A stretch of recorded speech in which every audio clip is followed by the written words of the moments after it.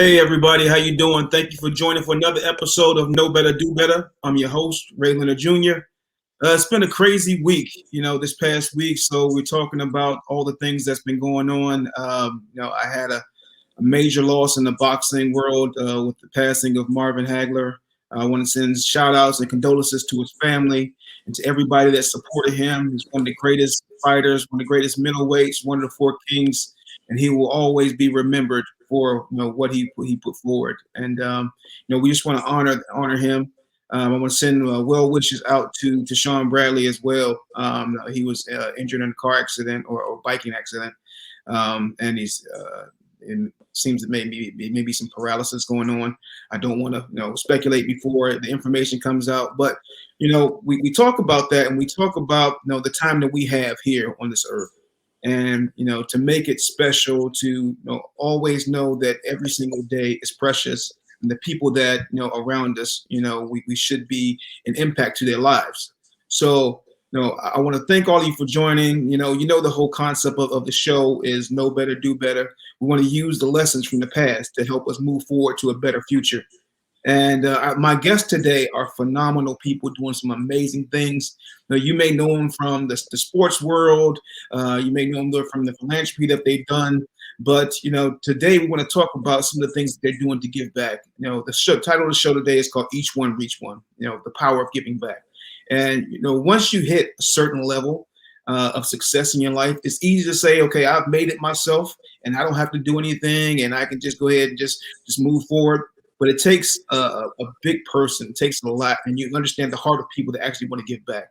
So, without further ado, I don't want to just ramble on myself. I want to bring in my guests, and I'm going to bring them all in at the same time because they're phenomenal people and they deserve to have this space to talk to about everything that they're doing. So, welcome to the show, everyone. I have Mr. Marshall Faulk. Marshall, welcome to the show. Thank you for having me. And so, if you're a San Diego State fan, you know this legend of the Rams. This guy has done so much. One of the greatest backs in the world has ever seen. Versatile, can take it to the house at any time, can return punts, can catch the ball, can do everything. I think if he was playing today, he might have 1 trillion yards. Just because of how it's set up right now. So back then he was playing big boy football back then. So now it's a little different. They pass the ball all around. So thank you for being here. Second, I want to go to Mr. George Lynch. If you know North Carolina basketball, you've seen this guy. He probably broke your heart 1,000,000 times. Doing it again. But I want to welcome you, George, one of the greatest collegiate and professional basketball players of all time. George, thank you for being here. Oh, thanks for having me. Marshall, man, I'm good friends with Oliver Thomas. We call him Citywide down there. Yeah. He showed me around New Orleans when I was playing with the Hornets. So he kind of took me under my wing, told me what places not to go to. And always. You got to know that in New Orleans. You got to know that in New Orleans. Oh my goodness! Oh goodness! Now I got to get to the ladies. I say the phenomenal women for last. So we have Miss TRACEY Pennywell with HBCU Heroes. She's doing phenomenal things. Her track record is undeniable. TRACEY, thank you for being here. Thank you for having us. George and I both were so looking forward to this. So we appreciate you for having us on today. Thank you so much. So TRACEY's in Atlanta, and there's all kinds of storms and tornadoes and craziness going on. Y'all know what's happening. Tornado warning. So I'm going back on mute, but I will be here in support. George is going to take most of it from me because there's a tornado warning outside my window right now. So we're going to do what we can. Well, thank you for braving the weather and being here with us. And then we have the phenomenal Miss PAMELA NICHOLS, who's the president CEO of the Black-owned Institute, Black Talent Hub. And you guys have seen her on here before, and she is doing amazing things. So PAMELA, welcome to the show. Ray, thank you so much for inviting me. And it's just a pleasure being here with TRACEY and Marshall and George. I'm looking forward to us doing business together. We crossed paths because of the Black-owned Institute. And so that's how we're all here together, and Ray being our board of director. But I'm really looking forward to today's us talking about giving back and the things that we went through, and helping others so they don't have to make the same mistake. You broke up a little bit. But, we in this Zoom world. It's going to happen now. So you never know what's going on. So you broke up a little bit, Pamela. But I wanted to give you the floor first because I wanted you to talk about Black-Owned Institute and talk about what it represents and how you're talking about the partnerships and moving forward with all the information that's the institute is doing.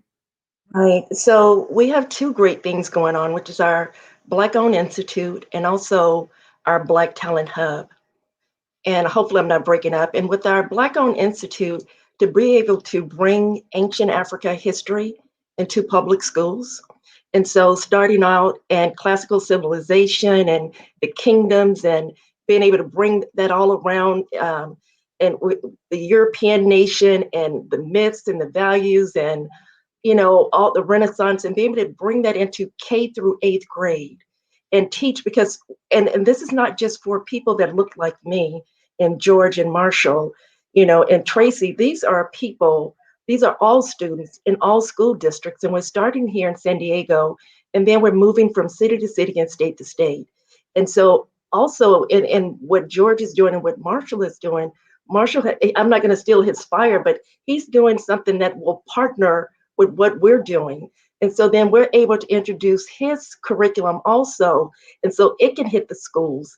And so again, it's just phenomenal. And then the second thing that we have that's going on is our Black Talent Hub. And this is, if you could bring like, if you brought in like a Facebook, a LinkedIn, and a couple other things, that's what Black Talent Hub is. And so my business partner and I, Quentin Anderson, over the last 20 years, have been waiting for this moment to create a place for Black professionals, to showcase their talent. They can find that great equitable employment. They can be their authentic self. They don't have to do code switching. And we are talking to some of the top 50 Fortune 500, Fortune 50 companies who are interested in what we're doing and looking to recruit from our Black Talent Hub. So you're going to see a lot of commercials and marketing and everything going around with this. We're launching in the second week in April. And again, this will be able to help with HBCUs. This is going to be able to help with what it is that Marshall's doing. And so it's just a phenomenal opportunity. It's giving us the chance for employees to have their own, LinkedIn, but it's Black Talent Hub. And we have some phenomenal features. And we even introduced augmented reality into. Now you're doing too much. You're showing off right now. So I'm going to run your commercial because you already showed into it, led into it. But I'm going to run the commercial for the Black-Owned Institute so everybody gets a better understanding of exactly what it is. The Black-Owned Institute is where we teach children and educators that Black history is American history. Did you know the first person to stand on top of the world at the North Pole was a Black man? Matthew Henson reached the geographic North Pole in April 6, 1909. Did you know the first Black doctor treated patients in the 1800s in New York City?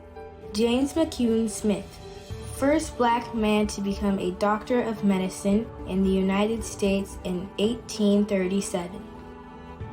Did you know one of the quotes in every U.S. passport is a quote from a Black woman educator from the 1920s? The cause of freedom is not the cause of a race or sect, a party or a class. It is the cause of humankind, the very birthright of humanity.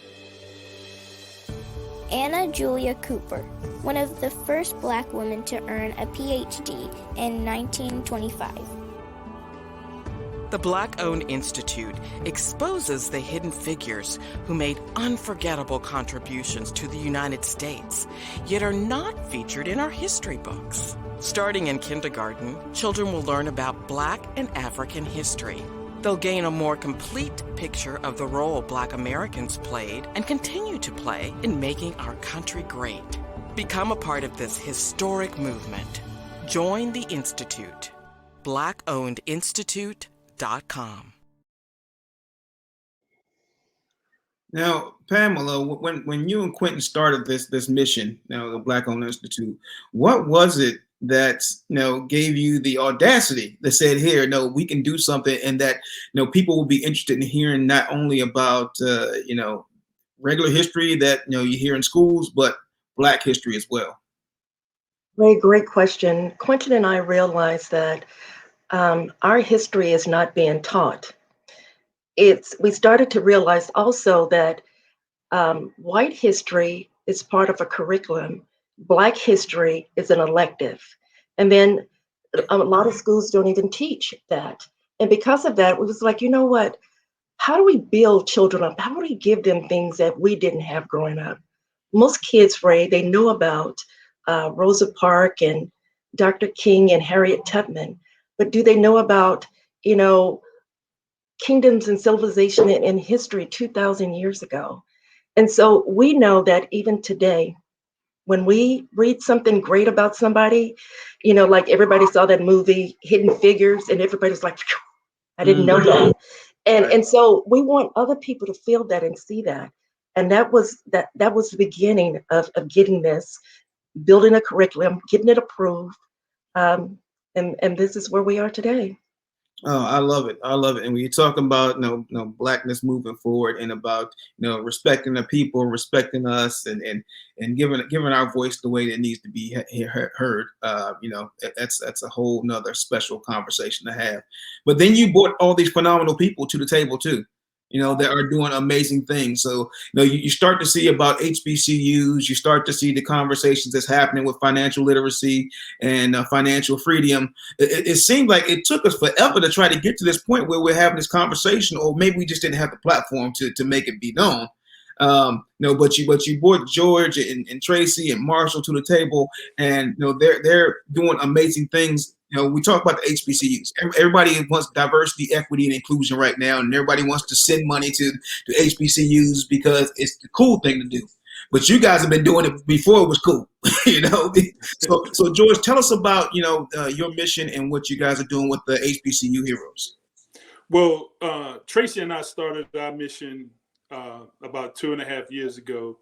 I was given the opportunity to lead the young men at Clark Atlanta men's basketball team. It was my first opportunity to be a head coach. And at the time, before Jawan Howard got his job, before Patrick Ewing got his head coaching opportunity at the college level, it wasn't a lot of Black coaches getting the opportunity to coach college basketball and run their own program. You'll have a few sprinkles here and there, but 90% of NCAA basketball is African-American athletes. And so I was given the opportunity at Clark. And like you said, it was before everyone thought that it was cool to give back to HBCUs. So, Trace and I, we joke about it, but it was a serious question. When I got the job at the press conference, they checked me for my Black card. Trace and I both went to PWIs. We both went to the University of Chapel Hill. And of course, you go into a PWI, especially a basketball powerhouse like Chapel Hill, it's not a thing that the athletes need as far as, shoes, equipment, training gear, training table. You're eating at the best restaurants. You're staying in the best hotels. So when I got to Clark Atlanta, I didn't expect, the same budget that we had at Carolina. But I did expect, if we playing basketball, for the team to have sneakers, or we about to play a basketball game and the team to have, balls for the basketball game, and we didn't have those things at Clark Atlanta. We were having budget issues. So Tracy and I, part of my responsibility was to help raise money for the men's basketball team. And Tracy had just moved back to Atlanta. And, she saw a fellow Tar Heel. She was like, look, I'm willing to help. And we started out doing small events, trying to raise money, reaching out to former Carolina alumni. We probably asked hundreds of alumni from Clark, and probably only 2 or 3 stepped up. So it was a challenge.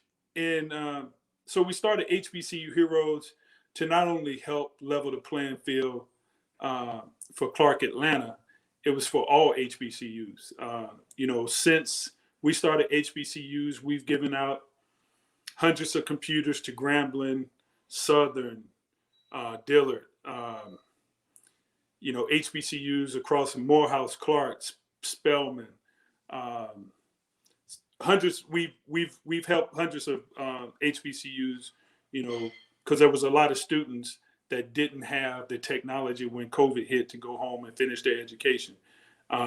We started an esports program where we're trying to help students at HBCUs and HBCUs itself start esports curriculum programs where kids can go into the STEM, they can go into cybersecurity, they can go into, different fields, marketing of esports, because 80% of our children play the game, esports. My son is probably in his room playing esports right now, but we're trying to get them to, let's develop the games. Let's be the marketing behind the games. And in order to do that, we have to get esports into our HBCUs so that our students can not only just play them, but develop them.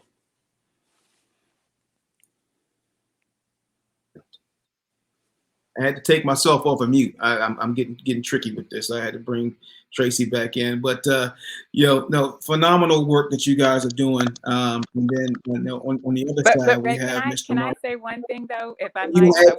I got to correct, because they're going to be checking us for our black card. So I got to correct one tiny thing George said. We always ask for big money because we go big or we go home. That's just how we roll. So there were a couple of Clark alumni that stepped up with big money, because we don't ask for $10, $15, because we have big opportunities and plans and goals for scholarships and things for our students. So we asked for big money, and a few stepped up with big money, and then we got corporate money and alumni from Carolina and all that, because we'll be getting emails and calls and texts about that. Right. Well, I did say make sure you correct that. Make sure you correct that. Yeah, you're coming to America moment where they say, here, no, we appreciate the kind of jingles, but we like the kind of folds better. So give them love. Wonderful. Man, you guys are doing such amazing things, and it's great to hear the conversation about it, and HBCUs are being back into the forefront. And one of the major things that we don't talk about also, because let's make it clear. Kitchen table issues, things we don't talk about going to college. My parents never talked to me about going to college. Just so happened I was good enough in football and track and field that it was an option. My father was a world champion boxer, but we never had that conversation about going to college. It was crazy. And then the other thing that we didn't have conversations about is financial literacy. So it just wasn't at the table. It wasn't in the conversation. We don't talk about a balanced checkbook. We don't talk about credit. We don't talk about life insurance and what's next. It's just, okay, here we just trying to struggle, get to the next thing. Well, Marshall Faulk, everybody knows him from football and commentary on the NFL Network and everything else. But Marshall, you've been doing some amazing things as far as financial literacy. So can you tell the people who know? Yeah, Ray. What I understood once I became financially literate, it changed my life in a sense. It almost made it scary that I went so long and in two careers, 13 years playing, 13 years in television, and it took me that long to find out that I was financially illiterate. And you don't know what you don't know. Ray, I heard what you said about the conversations your dad had with you and the reality of what he didn't have a conversation with you about. But here's the reality: you can't teach what you don't know. And that's where financial literacy it stands. You can go back. I thought this was a racial thing. It's not racial. It's systematic. Understand that we are built as a country off of people being and choosing to be financially illiterate. It's not taught in schools. You will not see it in any curriculum, on any lesson plan, at any level of education. I'm talking all the way up to college. We have doctors, lawyers, engineers that do not know how their money is working for them. If you don't seek it out, if it's not something that you desire to learn, then you're not going to learn it. Now, I'm not telling you that you have to sit down and become a Wall Street guy. I'm not telling you that you have to invest your own money, but at least be a part of the conversation when they're talking about your money, and don't have them talk over your head. And don't allow your financial advisor to speak in scarcity and not teach you the things that you need to learn in order to understand how the money that you have earned is growing, where it is going, and what you want to do with it. What we do is empower and educate each and every person. We don't care what your level of education is. We don't care how much money you have, how much money you make. There's a lesson to be learned. There's a lesson to be learned about finances. And here's the best part about finances. Every year, something new is coming out, whether it's product, tax code, how you earn, how you spend. So now I'm in the business of money, and it's about contacting people. Now, how many people can I contact to educate them about their money? Who doesn't want that education? Wow. Wow, you were dead on with that. Like that, we could talk all day long about that conversation because you know the conversation about money. I mean, that's what guys. We live in a capitalistic society here, and if you don't understand how your money works or how to make it grow or how to make it work for you, then it's going to be a long road. And so I think when you said it's systematic, you know that's been a problem for a long time. But we gonna come back. I gotta take a quick commercial break, but we gonna come back and we'll have this rest of this discussion.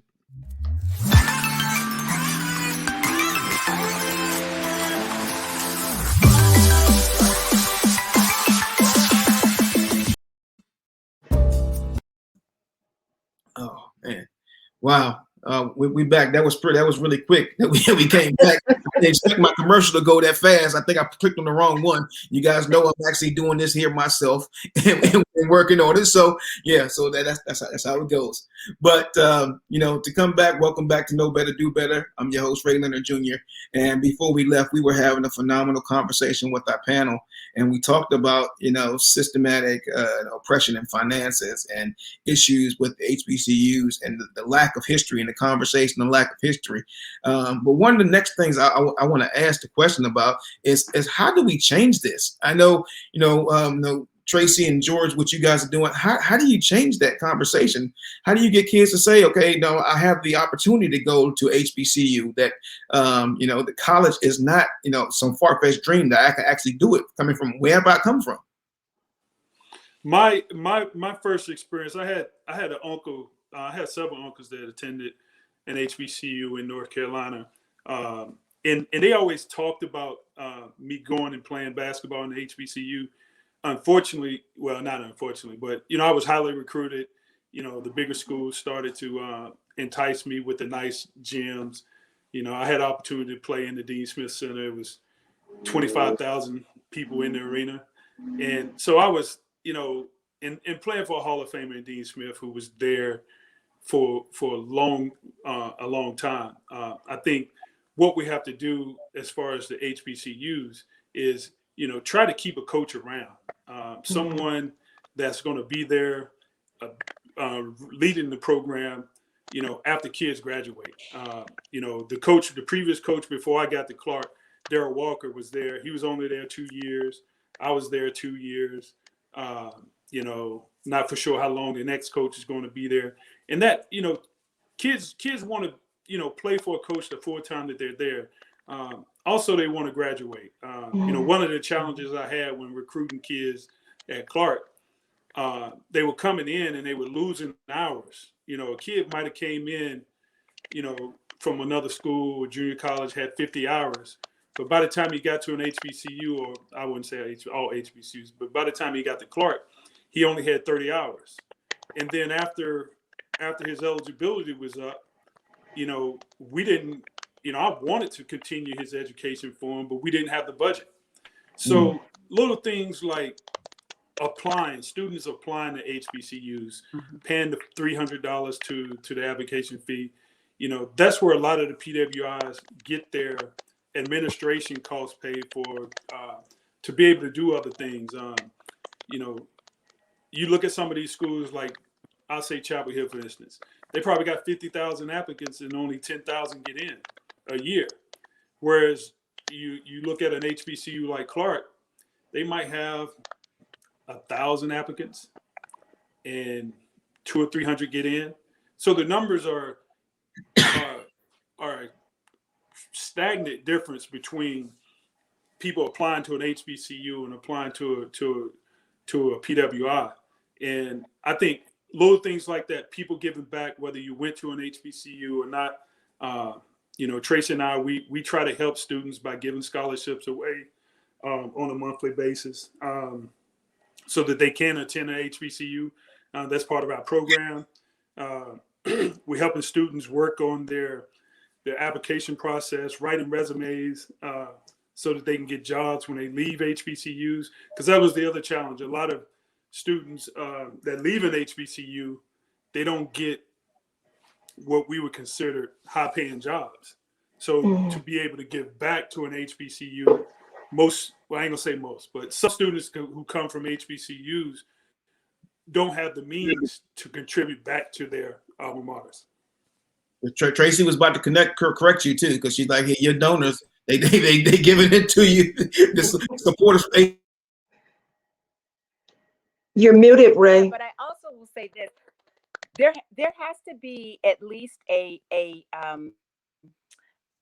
registration for people when like George and I always say your top 5. If you're going to register to 5 schools, make sure at least one HBCU is on your list, because a lot of times people will be like, I'm going to go to Harvard and Yale and whatever. But what about Howard, or what about some other schools that you might not have put on your list, especially like Ray, for people who live out in California, they don't get the immediate access that we do here in the South, or in the East, I should say.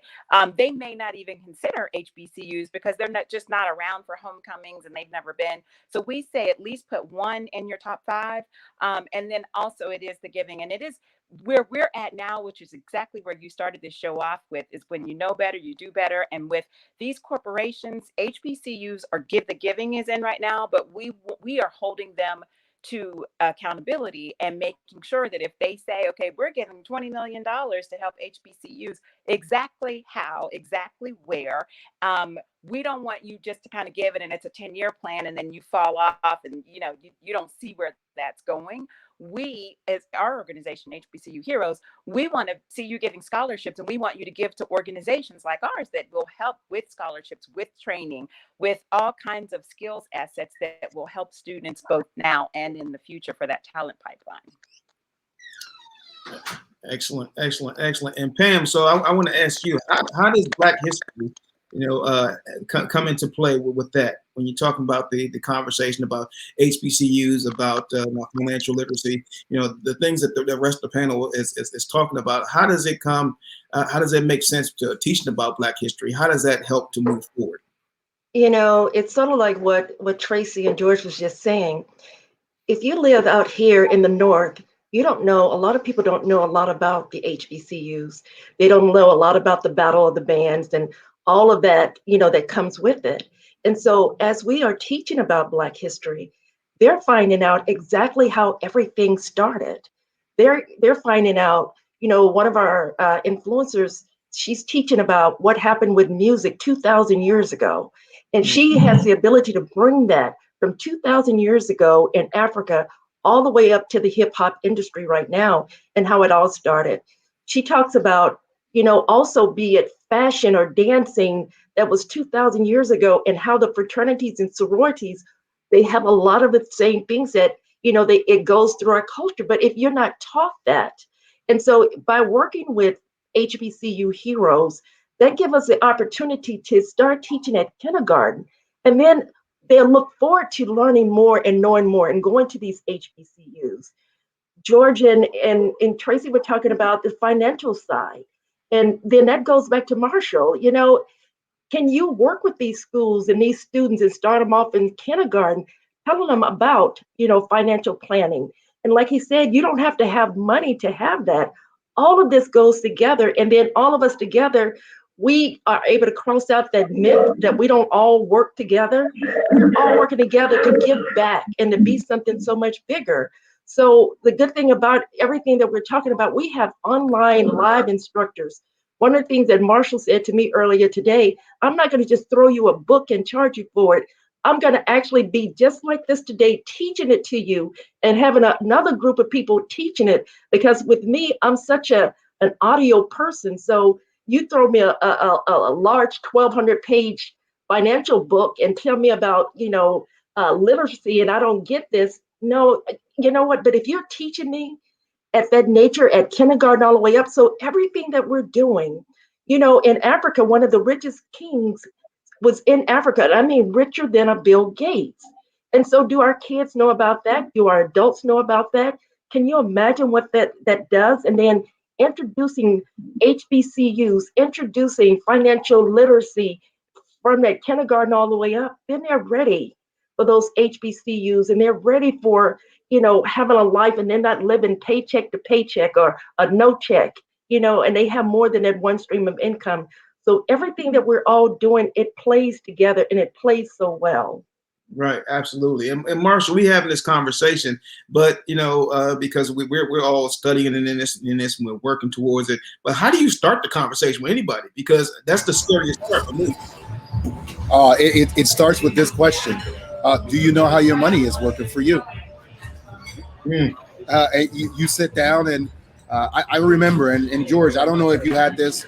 You get a financial advisor, you sit down, and they do this financial plan for you, and you pay for it. I mean, it's $5,000, $7,000, $8,000, $10,000 at times, and they build you a strategy. You pay for it. And I'm like, okay, I remember doing that. Well, now that I'm in the business, we do it for free. You get that. That's your right to understand what's your strategy, how your money is working for you now, and how your money is going to work for you later. You should know that. Understanding what financial independence, what it is, and how to and what working for it is. Listen, if you think about, and I use systematic a lot. Systematically, they told us, go to school, get a good education, get a job. They never told you can be an entrepreneur. We are the people of entrepreneurship. If you think about the things that we invented and what we did and what we created. But at some point in time, having a job and building someone else's dream instead of building yours became the thing to do. Ooh. And so how do we take that back? How do we take that back? You have to be financially literate, understand how to become financially independent, and create generational wealth for your family. And you can't do that on a job working for somebody else. It just don't happen.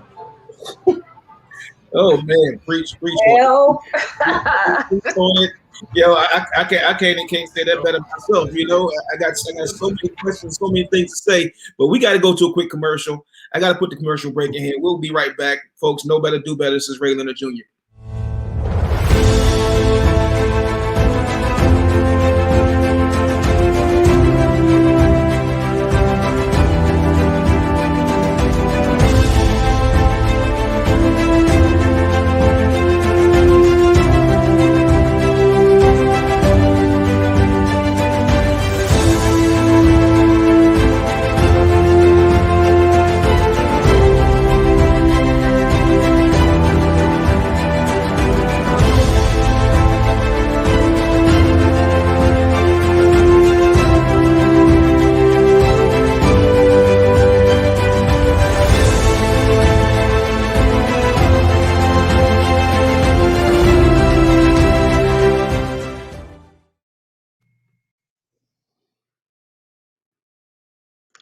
You're mute. Welcome back. This is Leonard Jr. You are seeing it live. You're seeing how it's made. It's like making the band with Puff Daddy. It's like die line. They spitting hot fire right now. So we bring it to you live, and you're gonna see the mistakes, you're gonna hear, but that's what we doing, folks.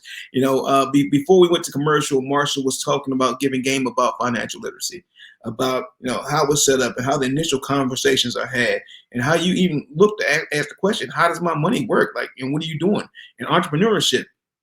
So a lot of people are talking about HBCUs right now in the conversation that's here. And so I want to ask George and TRACEY about the HBCU heroes. And the one question, why choose the HBCU? Because you talk about the PWI. So for the acronyms, predominantly white institution, that's for the acronym for you folks that don't know. But that's what George is talking about when he said PWIs. I just want to get back to it. But why choose HBCU, and what does HBCU heroes represent? So whichever one of you guys want to take that first, George or TRACEY. Repeat the question again. Okay, so it's a two-parter. So basically, it's why look and choose a HBCU, and then how does HBCU heroes help? Once you're looking at a HBCU. Okay, so I think students should choose HBCUs because, like Pam said, the narrative was always, pushing the brighter students to PWIs. Now we can control our own narrative, and we're doing it with HBCUs. Marshall is doing it with his program, and Pamela is doing it with hers. We're here to help you understand that PWIs produce a lot of great people. Martin Luther King, Kamala Harris, for the young people who are out there now, and the little girls. I have a daughter that's 17 years old, and we're going to look at a few HBCUs. There's a lot of people. Spike Lee went to an HBCU. He's a world-renowned movie producer. I just saw Megan Thee Stallion. I'm not sure if I'm pronouncing her name right. I'm too old. But you said Stallion. Yeah. So a lot of these artists and entertainers and are doing well. Even Vice President of the United States is alum of an HBCU, and our kids see that now. So if we control the narrative, we can tell our kids what they need to hear. Like you said, when I was learning history in high school, they weren't talking about the black inventors, and they weren't talking about Kamala Harris, Kamala Harris, I want to pronounce her name right, who's now the vice president. So now our kids see that, and that needs to be in our history books. And I think that alone is why students should choose an HBCU. And as far as HBCU heroes, we're here to make sure that we help share that narrative of what's right and what's good about attending the HBCU. I was coaching there. The classrooms are small. The teachers look like you. The students on campus look like you. And they really care about the students and the product that they put out. Unfortunately, we don't control. At the time, we didn't have control of what the media said about HBCUs. A lot of times, you see the marching bands, but that's all you see about an HBCU. But if you go on campus, you see the passion, you see the students interacting with each other, you see the professors and the great things about being on the HBCU campus, because you will see people that looks like you. And when I went to Carolina, it was very few that looked like me, and if they did, they were athletes. And so that was pretty much the story at PWI. Hey Ray, let me just say this. If we want to create what we're trying to create, we really have to look at this for the reality of what it is. All right. Long before George Lynch and Marshall Faulk was athletes, we had to go to HBCUs. And then when it became okay, we were told the easier path to get to our destination was going to the BWI. You know what I'm saying? Because we had to choose that because we needed to change our family's dynamic. The path of least resistance became the way to go. Now, Deion Sanders has done something, and he's creating something, and I hope to see this become the norm when kids start to choose. If you want, listen, and this is reality. If Black Lives Matter and all the things matter, then where you go to school and what you do, it should matter. You can get to the NFL from anywhere. You can get to the NBA from anywhere. I got that from San Diego State. Nobody said that I could, but we're told that a program, an institution, or a coach is going to get us beyond where our talent can. And that's what we start to buy into. Wow. We just start to buy into that. Right. The reality is, Coach Eddie Robinson at Grambling was the first. Like I remember going to Grambling football camp, and I was like, I idolized that man and what he meant to that program, and him putting his hand on my shoulder, taking a picture with me as a kid. I was like, I want to play football. Mm. That was my first celebrity. You know, right. and that's what we have to change. And then what Marshall is saying, we want to teach our influencers. We have PhDs, masters, and everybody is Black. And so I want them to know all these Black history museums. Do you know a lot of people have never been on the inside of it? So we get a chance to bring that virtually to students. They need to know who Sugar Ray Leonard is. They need to know if you know about the Bill of Rights, or if you know about the civil rights. Do you know the struggle it took to get the civil rights? Do you know the struggle and what the Bill of Rights really said? Do you know about African classical civilization? Do you know any of that? You know, and so what they're talking about, that real history, we need that. They need that. We're still learning as adults. Mm. You know, and so that's going to do so much more. But everything that they just said, you know, do you know that, you know, over in Britain, that it wasn't too long ago that people that had slaves, they were getting tax money for those slaves that they had to give up. So they just finished reimbursing those people that own slaves. Do you know that? Can you imagine that every time you get your taxes or whatever, you get the extra money because 400 or 5, they took your slaves away from you, or 100 years?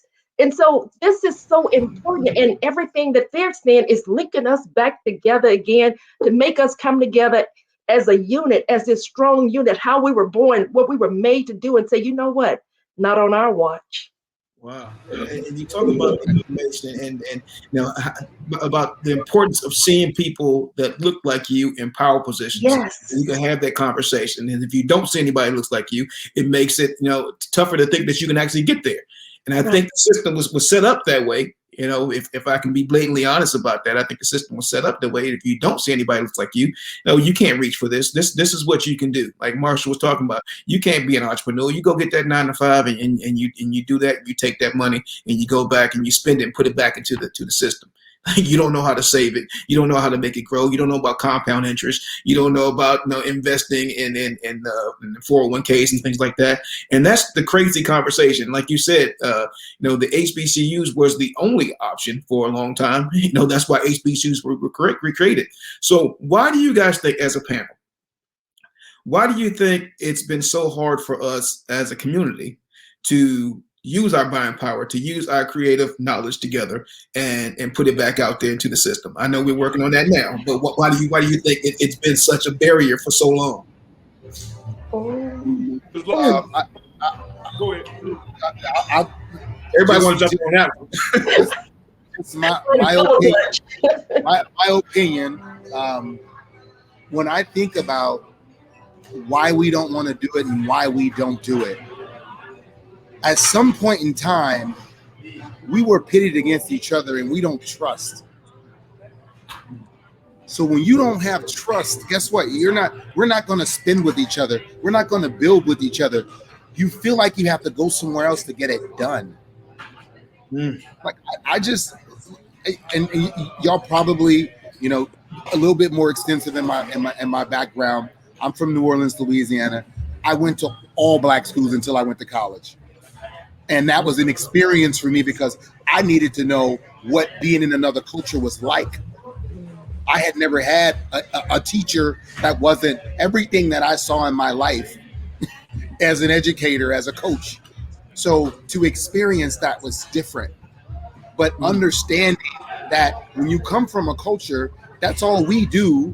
What we do against each other is we put each other down. We never lift each other up. I shouldn't say never. Sometimes we forget to lift each other up. Shouldn't say never. We forget. But if we do that and we spend that dollar with us, and we continue to spend that dollar with us, like the others do, then we're going to have exactly what you're saying. We're going to have that.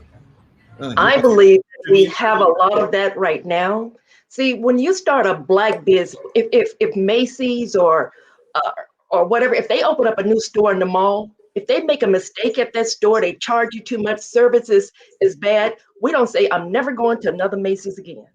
But let us open up a Black business. Oh no, I'm gonna put you on the big screen for that one. Let us open up a Black business and they have a mistake.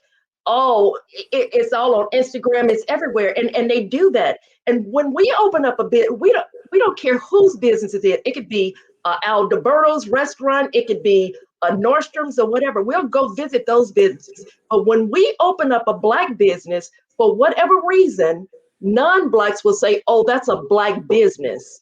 And then they don't come over, and we need your business just like we give you ours. We don't care. We don't ask, who's the owner of Goodyear before I go over there and get my tires? Is that a white man or a Black man? And so we're doing this. And so with this, right, this each one teach one, this is what we're doing. It's no more crabs in the bucket anymore. We are in positions right now in these large corporations that we are the CEOs. We are the vice presidents. We're doing this thing now. And we got a Black talent hub. So if kids are coming out of some of the HBCUs, I've seen some phenomenal, but it's certain HBCUs that don't have the money of a Howard. They don't have the money of those larger. And so they might come out and they might need a computer, a laptop. They might need help. How do I write my resume? How do I interview? How do I write my resume in such a way that these applicant tracking systems that the company use, that it'll pick up on these keywords and I can get in the door? How can I? And so then we got Black Talent Hub helping them with that type of stuff to help them, because see, they might not have a parent or a guardian that helped them through this. They got Black Talent Hub now, and it is a hub. And so it's no more, we keep pulling each other down. Oh no, because we got a chance to look at one thing. We got a chance of how Stacey Abrams got President Biden in the office. So you know what? And we came together and she rallied those people together in Georgia to make that happen. That didn't happen on circumstance. So I don't believe in now we don't pull each other up, because you know what? When I find somebody that's Black and that's doing something great, it's whatever company I'm heading, me and Quentin Anderson, we're bringing you in. Oh, okay. I can't even follow that. So I'm gonna just go to a commercial. I'm gonna show this HBCU heroes. We have the sizzle reel for HBCU heroes. I'm gonna show that for you guys until we go back to commercial, and we'll be back and we're gonna wrap this thing up. So this is Know Better, Do Better. I'm Ray Leonard Jr. See if I can share the screen. I'm learning, folks. You're doing wonderful. Here we go. Yes. Yeah. Until we go to break, Tracy will sing for us.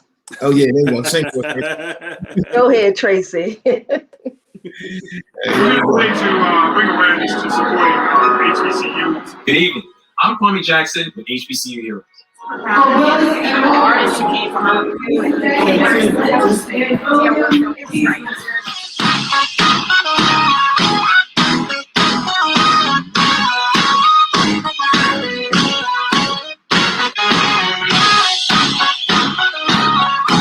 they go out there and support their HBCUs, support Tech for COVID. So please support Tech for COVID virtual telethon.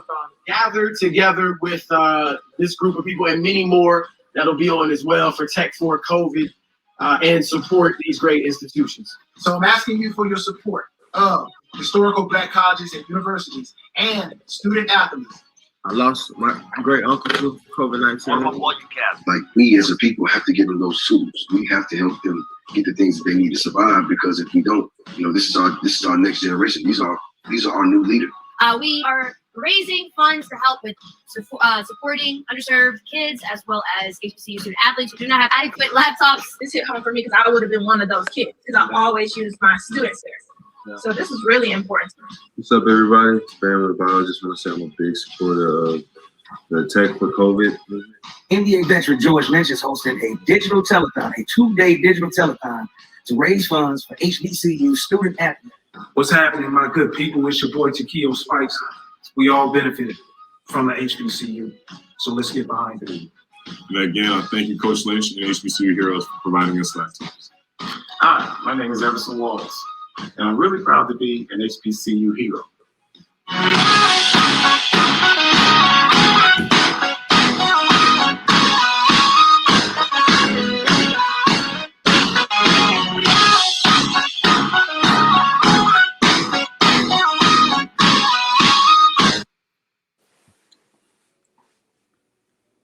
All right, good people. Welcome back. This is Leonard Jr. This is Know Better, Do Better. We adding Tracy back to the stream. We appreciate you guys checking in for this. I mean, this show has been phenomenal and it's been eye-opening so far. But I want to give everybody a chance first before we go any further and finish this discussion to know where everybody can find more information about your programs, what you're doing, how they can get in contact with you. So if you want to just go around the table, Marshall, if you want to start first. You're on mute, Marshall. Thank you. Anything that you want in the financial realm, and I just want you to know, we sit down with you. We don't charge you. There's no hidden fees or any fees, none, like zero. We do everything from credit, repair, establishment. We do student loan modification, all types of insurance, annuities, assets under management. We do everything. It is virtuity.com. We are Virtuity Financial Partners. And what we want to do is make sure that you are financially literate so you can understand how your money is working for you. It's virtuity.com. Fantastic. And how about you, George, and HBCU Heroes, or you or Tracy want to take that one? Yeah, Tracy, go ahead. You said quite eloquently when you thank you, George. said. So go ahead. Okay, for us, we can always be reached at our website, which is hbcuheroes.org. Make sure it's org and not .com. So again, it's hbcuheroes.org.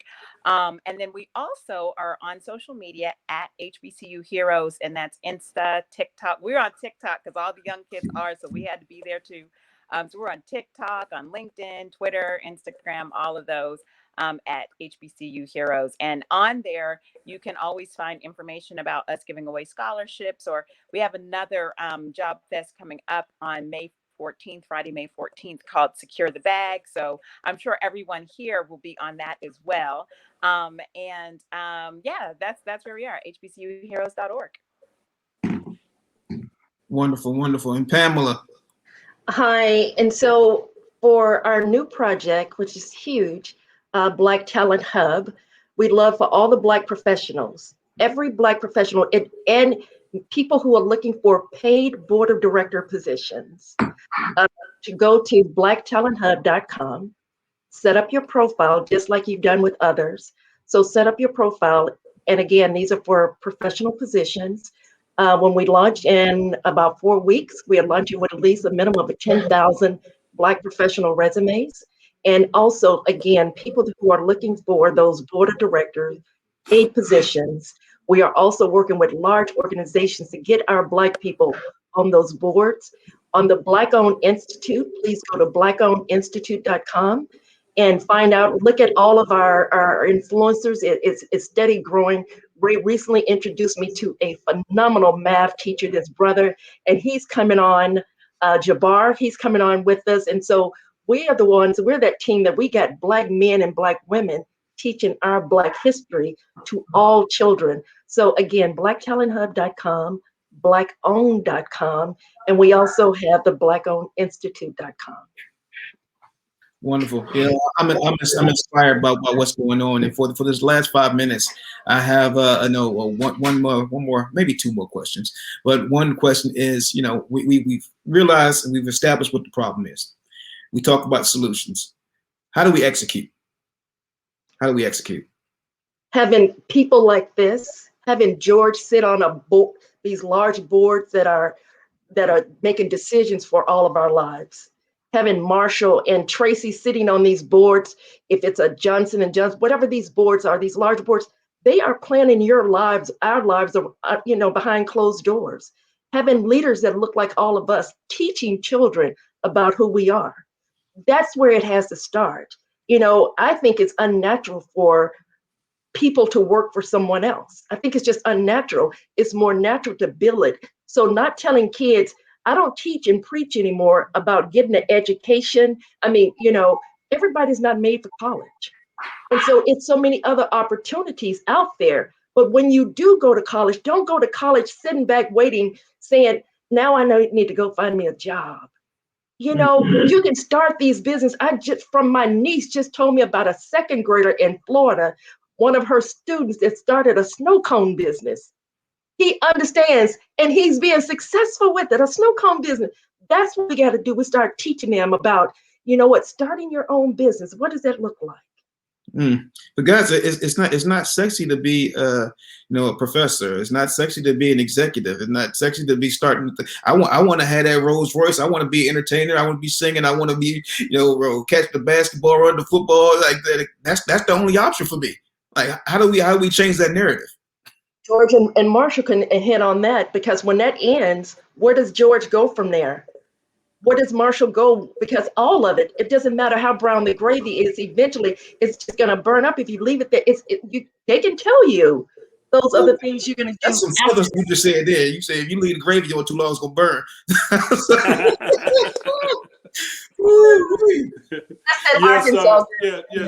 Yes.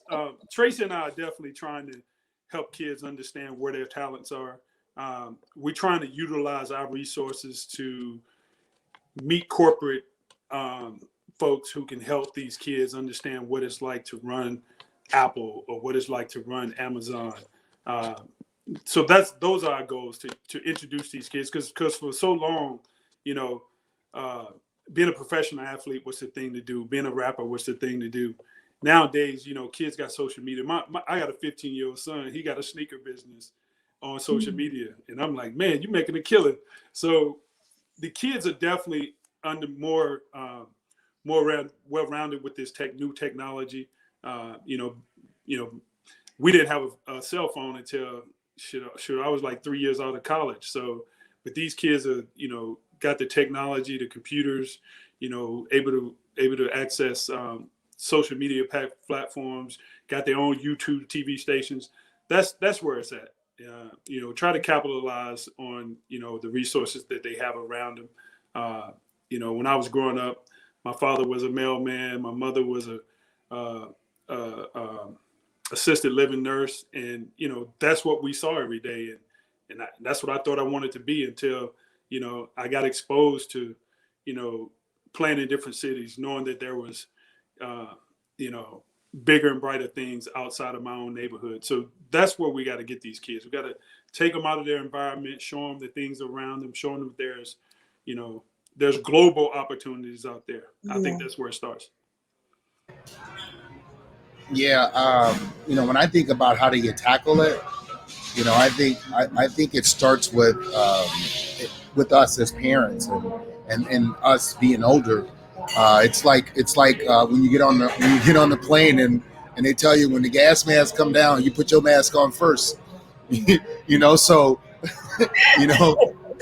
that's where it starts. It's like I think about my mom. May she rest in peace. But boy, they were so good at telling you to do things that they weren't doing. And in today's world, you can't do that with kids. You cannot do that with kids.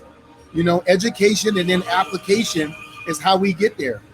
And that's the reality. And I'm not talking about go read a book, because in today's world, kids are looking to make it. Without that, that ain't the only avenue. Like that ain't their only avenue. Don't tell them that's all they can do, because they're gonna show you that there's other stuff out there to do. And if you only give them one option, then they're gonna go somewhere else and look for it. So what we have to do is make sure that we are in the right place, in the best place. We have the right information. We're educated enough to give the advice. To all of you. Yes, any last words, TRACEY? No. No. Okay. Yes. Okay. Here we are. Yes. I would say the same. That for me, it's really, I got to say this, we have to be the examples that we talk about. I think all of you have kind of touched on that. You know, George is amazing. And I say this all the time because nobody really knows this about George. George actually, when he was at Clark, he took the uniforms home from the students. They didn't have a washer and dryer there to wash all the clothes of those boys' basketball team uniforms. I'm sure they were stinky. I would not have done it. That is not me. I would not have. But George he's so humble. Every time he was taking the uniforms home, he was washing. So when he asked his students, his student athletes to give 1,000%, they do it because they see George Lynch giving 1,000%.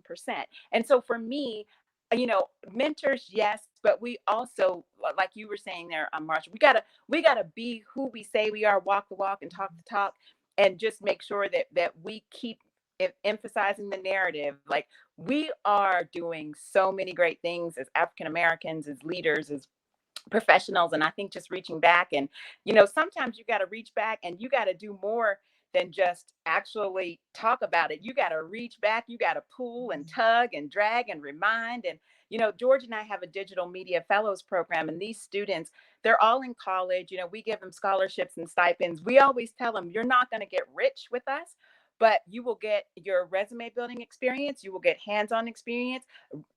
Ray, I was already thinking, I need to get one of my students on here, one of George and I students, to help you intern to run these boards back there, because they need absolutely. Experience. I need they help. need that Sure. experience, and that will go right on their resume, and they can say they work with Ray Leonard Jr.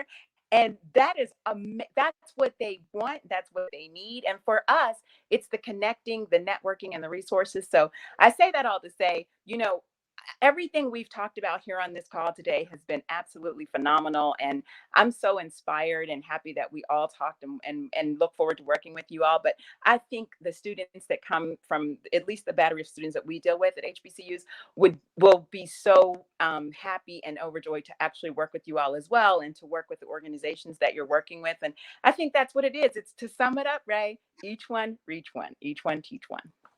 Yes. Well, with that being said, that's a mic drop moment, and we're going to end this broadcast. Ladies and gentlemen, I want to first thank all my guests. Thank you all for sharing your knowledge and information. I think it's been very helpful. This is how we move forward. Now, this is know better, do better. Like I always say, my grandfather told me years and years ago, when you know better, you do better. So that's what we're trying to do for it and push it forward. So thank you all for joining again. Peace out. See you next time.